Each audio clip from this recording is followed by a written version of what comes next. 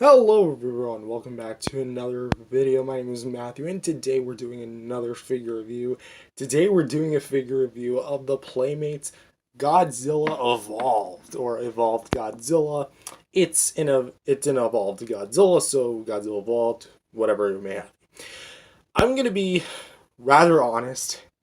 I'm also gonna talk about my opinion on the design as we go, since really making it like a full video towards the design now that I'm actually holding a figure of the actual design in hand.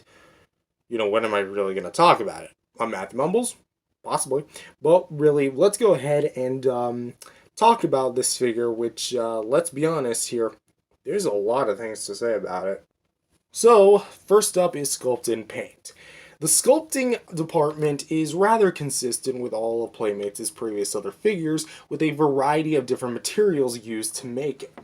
As the head is made of a softer plastic, the spines are made of a softer plastic, the arms are made of softer plastic, the feet and the tail are all soft plastic, while the legs and the torso itself are all made of hard plastics.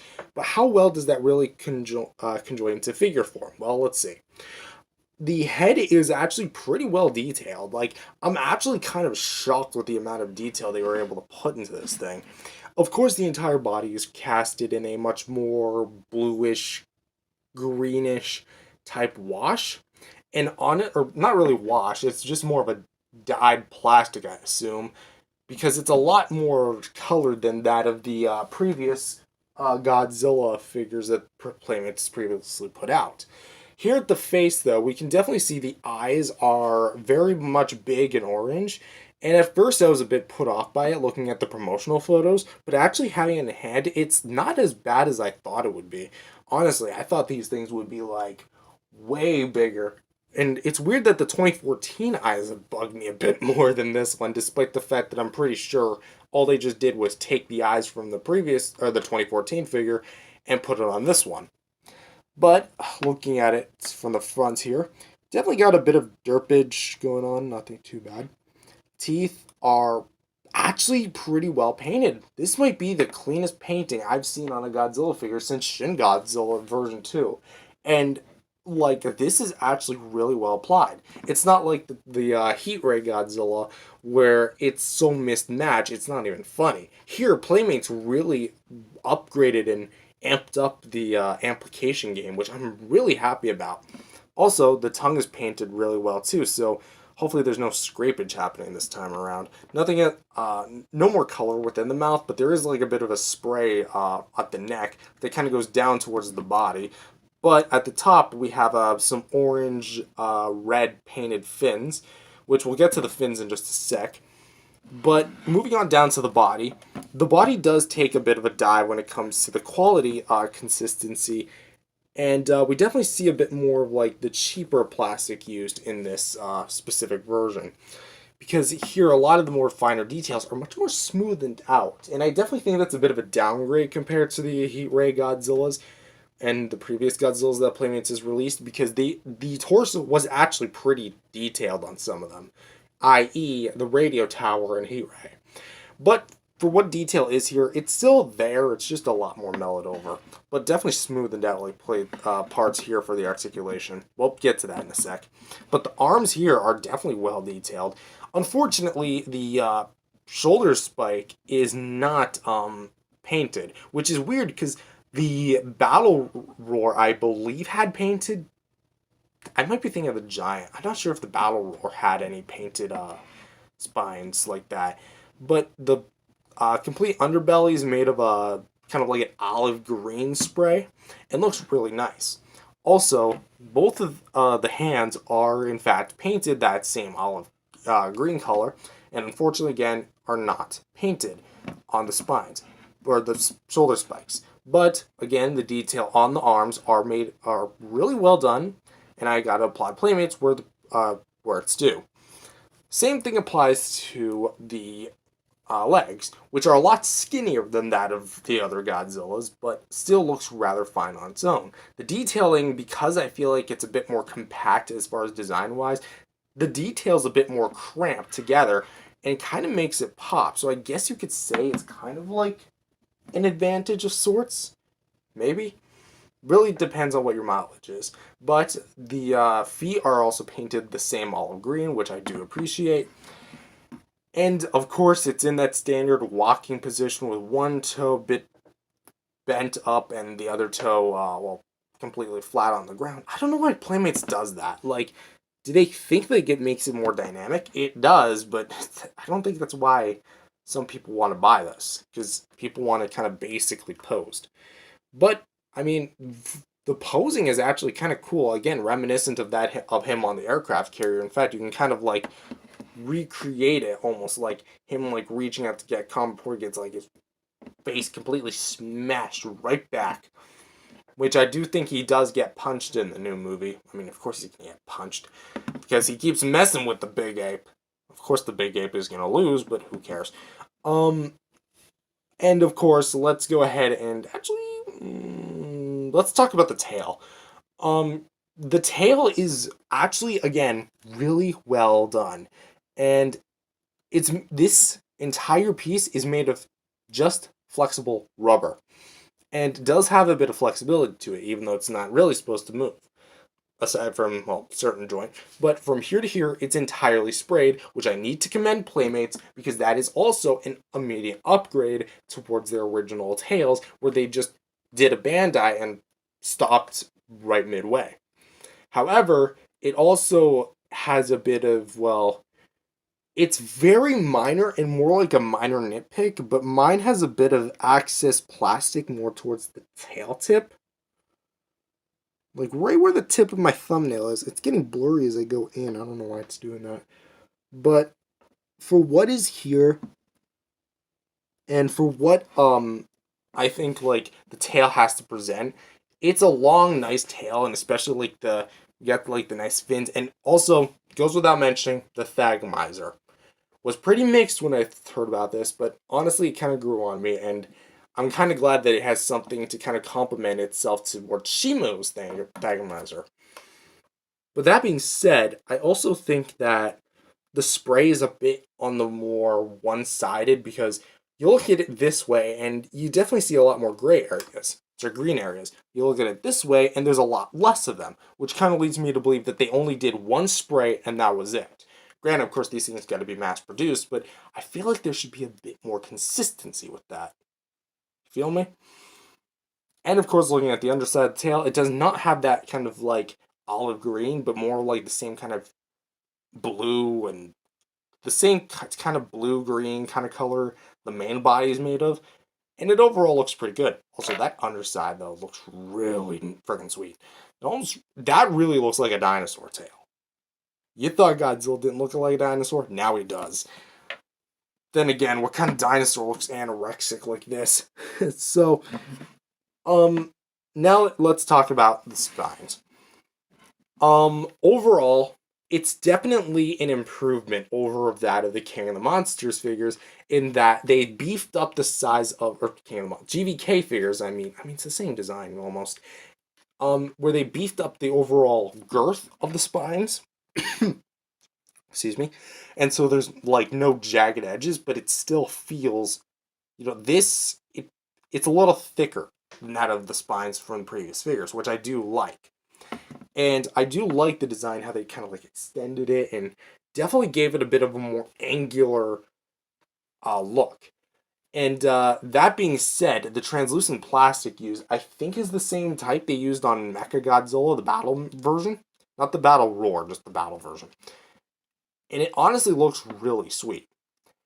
Now, as far as the transition goes between the spines on the back of the head, the tail, and the back itself, it it doesn't look bad in person. I assure you that once you actually see it in person, there is still a major difference, yes, but it's not as bad as I would say it is on camera, because on camera it really just shows like two different shades. Well, it is two different shades in real life. Trust me, you're gonna get used to this thing really quickly.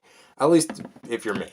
So, with that being said, overall, the sculpt and paint, it's an improvement, I would say. The only downgrade necessarily is really just the sides of the sides and not having like any dry brushing, unlike that of the Heat Ray Godzilla.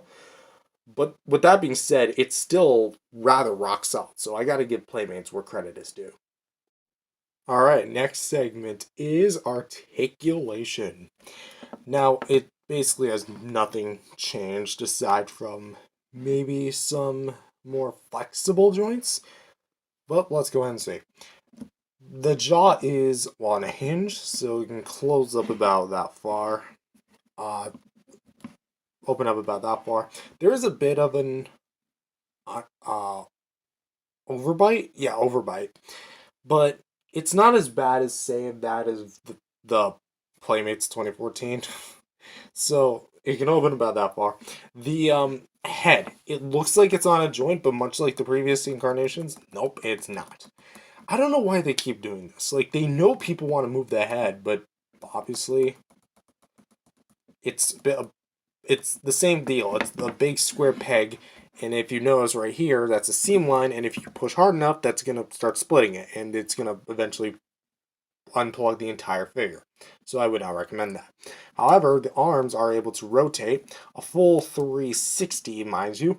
It is worth noting that on this version of the figure, that there is no out and in motion. However, on the Titan Evolution figure, there is a swivel hinge, which why they didn't include it on this one is beyond me. But they did it with Shimu, so I don't see why they wouldn't do it with Godzilla. Maybe because he's a quadruped, but Kong and Scar King, I mean, they can crawl on all fours, so who cares? So there's nothing at the elbow and wrists. Nothing at the waist either. But there is a nice rotation here at the leg, which can go up about that far, back about that far, and no in and out motion, but can rotate at the foot, both sides. A little bit creaky, a little bit stiff. And this one can go up about that far, oh, and backwards about that far. I gotta stop bumping into my camera. And the tail can rotate at the base of it and has one singular ball joint. There's no wire in the tail, although I kind of wish there was, just to allow for a bit of movement. So when it comes to articulation, he is decently posable. He's about the same as the previous Heat Ray and Radio Tower Godzillas, and it's honestly fine, you know, take it or leave it as you will. But honestly, it's rather rock solid. Next up is accessories, and unfortunately, they pulled a Ghidorah and did not include anything. Just kidding. He comes with a beam effect, which it's a very small beam effect. Probably because again, children don't really like the long accessories, but us collectors do. So again, I was initially talking about the beam itself. I was initially disappointed because it looks too flame-like. I know it's radioactive fire, but there's a difference between this and this. This looks more plasma-like, which is something I expect to see out of Godzilla. This just looks a little too toy. I know it's a toy, but when we go from this to this, not to mention they're up close to the same length, but it just doesn't feel the same. Also, this one feels a lot more brittle, although it is mildly flexible, so I would consider the beam itself to be a downgrade. However, what's considered an upgrade is the connection of the beam itself, so I guess it's kind of like a trade-off. It has a much better looking peg and actually has a much better groove in the mouth, so you can actually open up the jaw. Oh wait, that's as far as it opens. So you can actually plug in there and ram that thing right into Godzilla's mouth, and there you go. He's spitting out the beam. Now, I must stress that this thing has a great connection. Like, I'm literally holding it by its beam, and it's like not even letting go. If I try doing that with the regular Heat Ray Godzilla, then that's like gonna plop right out of the mouth. However, I also need to stress that it can also come at a bit of a cost, considering the fact that if you wiggle the beam, it also wiggles the top half of the mouth from the hinge of the jaw, which could eventually lead to some sort of pull and tear as throughout time goes. So, for some size comparisons, here he is next to what are basically, well, the only other GXK figure I own at the moment, the Playmates Shimu, and Godzilla and Kong from the first movie. And I did want to just bring this up that I know a lot of people will want me to compare these two. I will do a more in-depth video, but to basically summarize, I think that like overall he's an upgrade from him in a lot of different ways, but he has some things that I like about him more than the Godzilla Evolved. But as you can see, I don't own the new Kong with Beast Glove and Scar King or Psuko and Doug yet, but I do know how to get those. So that being said, there you go. And for the second round of size comparisons, here he is next to some other MonsterVerse Godzilla and Mechagodzilla figures with the 2014 Godzilla, as I mentioned earlier, and the two Playmates Mechagodzillas with the battle version and the standard version. And I did want to bring this up as well, that I honestly feel like, as far as like design goes, he may have been a result of him. Because, think about it, they both have elongated arms, extended reach, bigger heads, red fins, and on a much more slender like build, allowing for better agility. And they both have some sort of weapon at the end of their tail. Of course, organically, there's no way you can really replicate this, so I guess this is the best way to go as far as like organically recreating Mechagodzilla. Obviously, you're gonna have something else to really counter the beams, or say the missiles. But as well, I wanted to bring up the eyes on the 2014 figure, as I personally am believing that they definitely took the same eyes from the 2014 figure and put it on the new one. Like, that is strikingly similar. Same color, same shape, same basically everything. Also, just to throw this in, there's the old Mechagodzilla.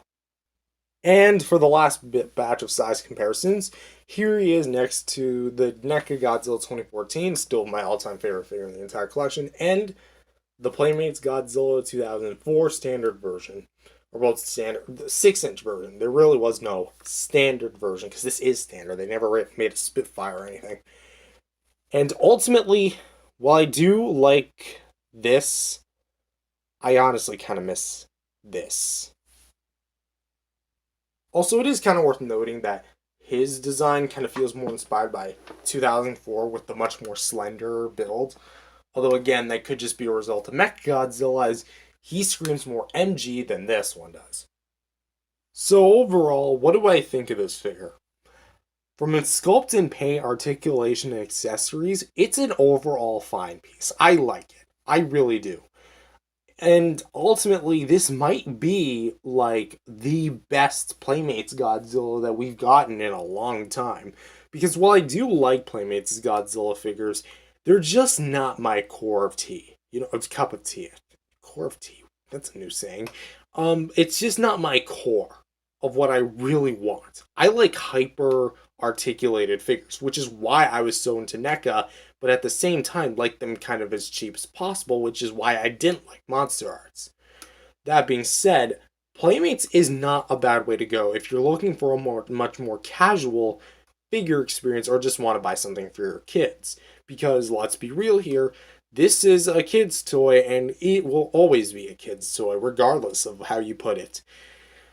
But I also just want to say that if you're looking for a Godzilla Evolved, like, you must have one right now in your collection, this is probably your best way to go. Because the Titan Evolved, again, that's like a kid's gimmick toy, and the giant one probably ain't doing anyone any favors unless you want just a giant Godzilla. But then again, you can just get the RC Godzilla, because that has like better sculpting and better detailing. Maybe not so much posability, but that's an RC. But it is also interactable. But with that being said, that's my personal recommendation. I like it. Overall, I rate it 8.5. I'm going to say. I like it a lot. But with that being said, thank you guys for watching. If you guys liked it, definitely subscribe to the channel. Believe in Jesus, accepting as your Lord and Savior today. Spread the gospel. And I'll see you guys in the next video. Peace out, everyone. God bless.